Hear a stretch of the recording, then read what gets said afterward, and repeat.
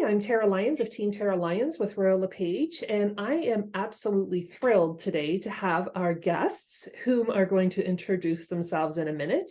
But I just wanted to say thank you for coming and watching this posting. And if you have any questions at the end, we will provide the information below in the remarks so that you can contact any one of us for further information.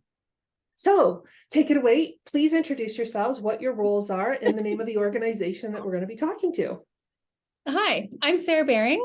I work for the Downtown Belleville District BIA, and I am the Welcoming Streets Program Coordinator and Steward. So I operate an outreach program that supports the downtown businesses and individuals experiencing homelessness.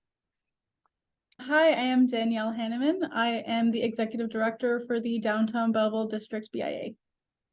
Excellent. I'm just going to give a quick little blurb here about how we found you and what intrigued us to bring you on to talk about. And it was actually an article about one of the people that are doing some good deeds for you that I saw, and I want them on. People need to know what's going on in our community because there are so many things happening in this world today that didn't happen 3 years ago. I'm from Belleville. I went away to school, came back, and I support our community majorly. And one of the things that Royal LePage does is we also support the Shelter Foundation, which comes to our local ones too. So it's near and dear to our heart whenever we see people like you that are out there supporting causes like the homelessness that we've seen a major increase in our area in. So tell us a little bit about that. Yeah, so you're speaking about Nick McEwen. So yeah, I am we're very excited to be able to bring on a second Welcoming Streets Steward.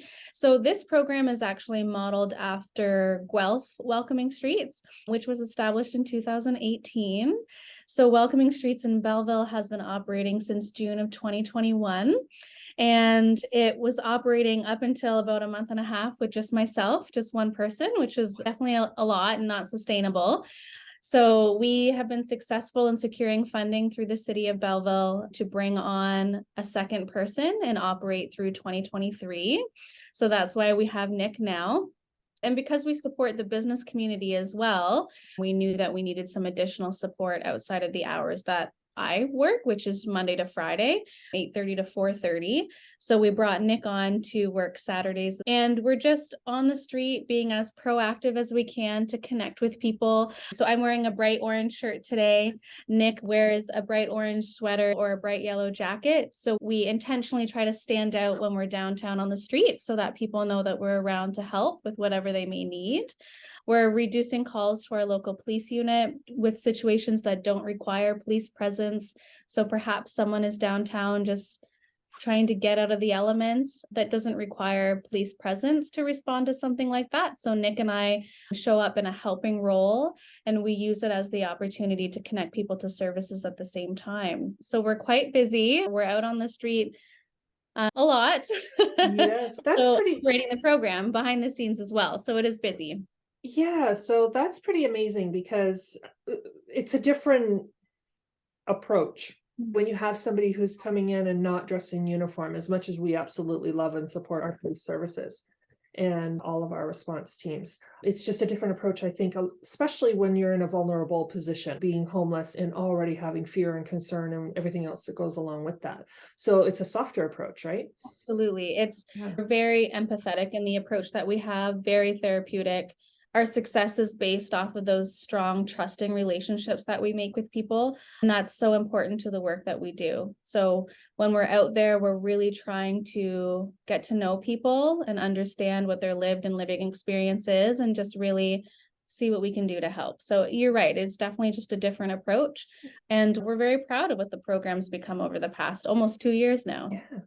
And so when you're talking about bringing in the businesses and community that way, are you going around and talking to them about what your role is and giving them the phone numbers and contact information? Absolutely. So if they see somebody in need, is that? Absolutely. So community education is a huge part of what we do. So we're doing what we can to raise awareness, but also support the businesses. with just unknown circumstances that they might just not know how to handle a certain situation. So Nick and I go around and offer de-escalation tip training, life-saving medication, safe needle handling, all of those good things. But also we're just there as a person to talk to as well and support them with any situation that may arise, and hopefully reducing the chance for situations to escalate and approaching that with a more compassionate approach, right? We're trying as we move into 2023 to focus a little bit more on that community education piece, because now we do have a second welcoming street steward. So we'd love to come in and chat. Yeah, that's incredible. Danielle, do you have anything that you wanted to add with your role and how it fits in? Yeah, for sure. Like the one thing that I wanted to add is about our events. So we do have lots of events planned for the summer. Our big one, which would be Downtown at Dusk, which is June 23rd. We are also getting new patios in the downtown. So they're all going to be all the same patios.